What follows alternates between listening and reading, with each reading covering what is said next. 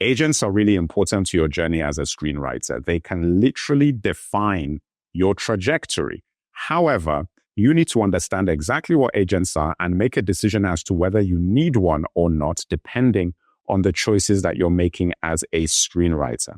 So in this video, I'm going to explain to you exactly what an agent is. I'm going to talk to you about what they do and how they function, what you need to do in order to attract an agent, and the things that they are specifically looking for, okay? And how you can put that into your own screenplays. So my name is Aromase. I'm a screenwriter professionally, and I created this YouTube channel in order to give tips and advice to aspiring screenwriters and filmmakers in order to make sure that you have the most solid foundation in screenwriting to realize your dreams or to develop yourself as a screenwriter. An agent, like I said, is a person that sells. An agent sells.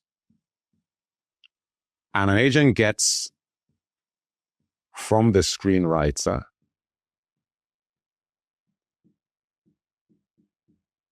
scripts to sell. Okay? That's the basic function. For an agent to sell a script, the agent needs to have something that is sellable, that has market value, that has some kind of a quality to it that they believe that they can take it into the marketplace and sell it. The most important thing for you is to figure out what elements need to be in your product that would make it easiest for an agent to sell it. And that's actually the operative word, guys. The operative word is ease. Okay, so I'm going to draw something here. That's an arrow. That's difficult.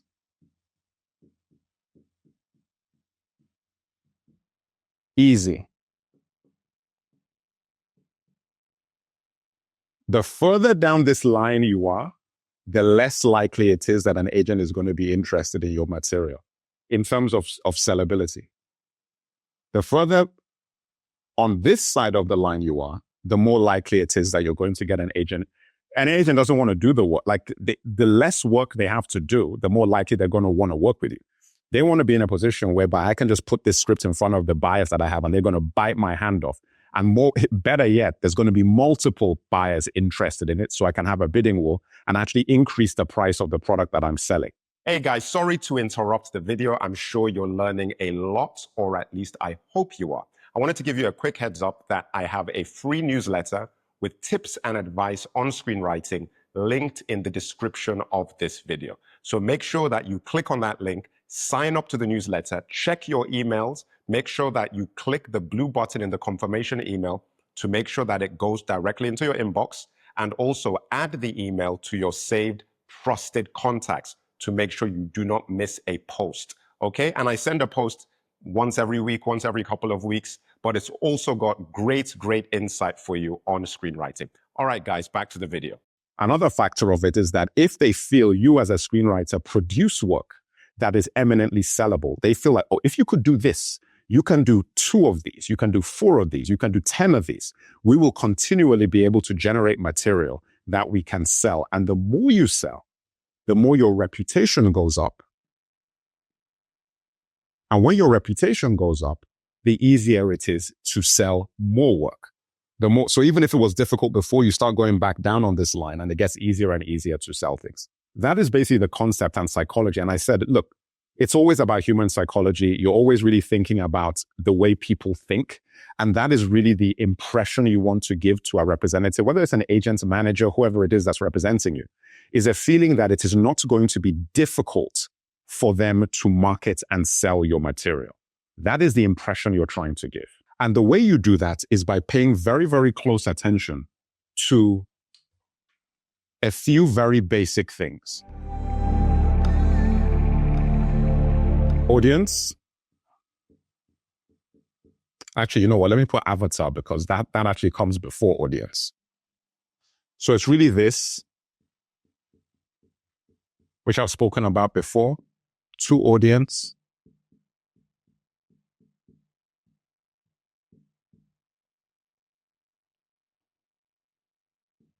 and then to sale, then to confidence.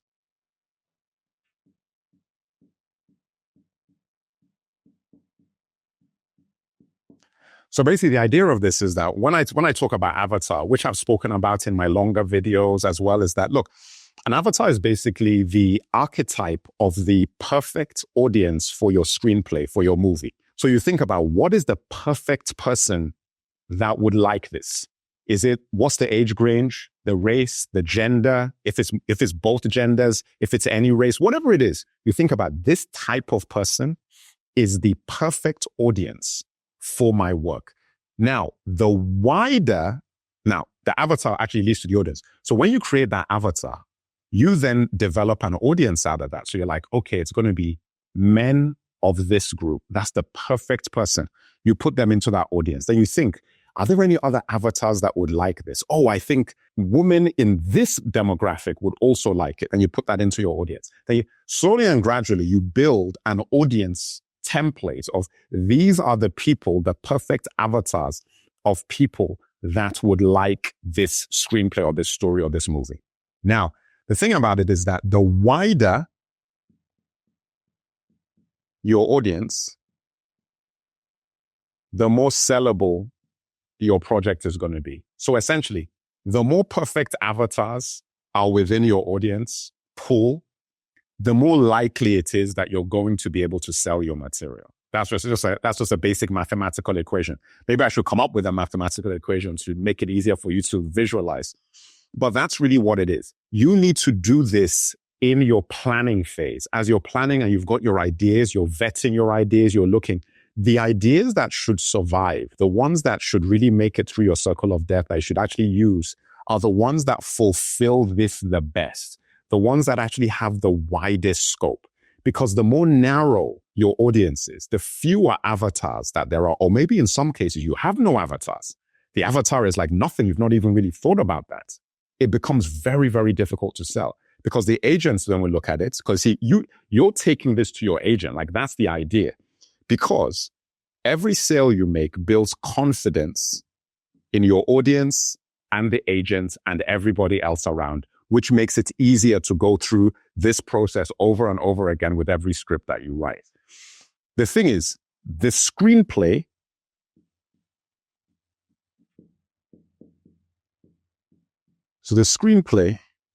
encompasses all of that. So when you're writing something, this is what you're thinking about, because that is what the agent is looking at. That's what they're trained to do. It's like, they're looking at that and they're able to iterate all of this in like 5 seconds. They just look at something, they read it like, all right, how high on the scale is this? How easy is it going to be for me to actually sell this work? And if it is not going to be particularly easy, I'd rather find a client that is going to make it easy for me to sell. Because the last thing I want is to bring a client in and to have a script sitting on the shelf for 2 years, 3 years, we make no money and we're not moving anywhere. And I'm spending that time that I could be spending on people that would be generating income.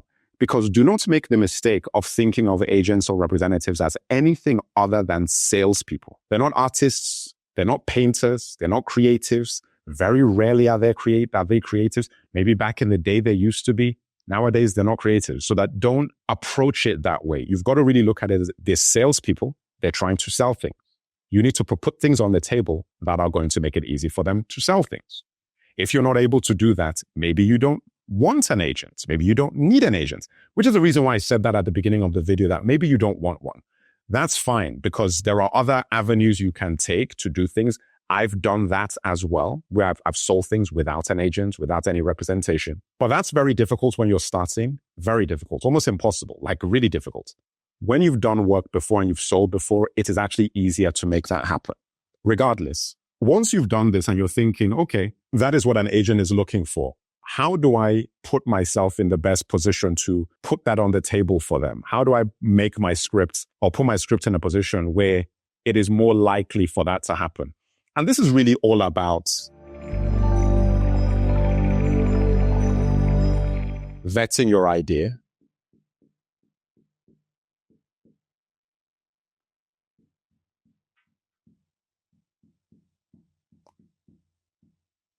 and analyzing genre.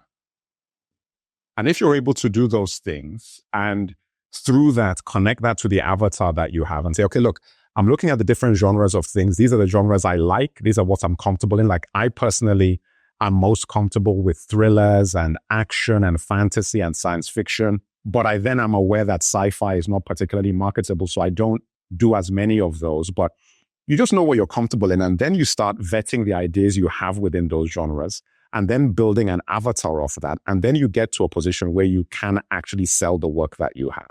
Because I'm going to do an analogy for you here that I think will illustrate this really, really clearly. So if you think of real estate, okay, so you have real estate and you have a real estate agent and you have a house.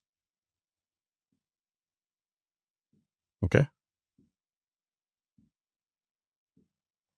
And this is your real estate agent. Okay. And this is the potential buyer. Person with his family, the wife, and the 2 children. Okay. Now, the real estate agent here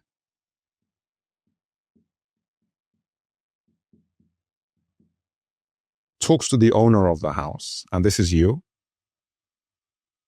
about the house. This is the owner of the house. Okay? Now, this house has a value. If you want to sell this house to them, you need an agent who believes that the value of this house can be matched to either that family or many families, that they might actually have a bidding war on the house because the house's value might actually be a little bit higher than what you're selling it for. Or the value is so high that you can actually name your price and you'll be able to buy it. However, if you have a house that is ramshackle, it's not been very well taken care of, it's going to need a ton of refurbishments even after it's bought to bring it up to livable level, it then becomes very, very difficult to sell that property. And the agent is going to question himself and say, you know what, why am I going to waste my time trying to sell a beat down house to families that would have to put in extra money to refurbish it when I can take them to another house that is good to go and ready to be sold and lived in? Apply this to a screenplay.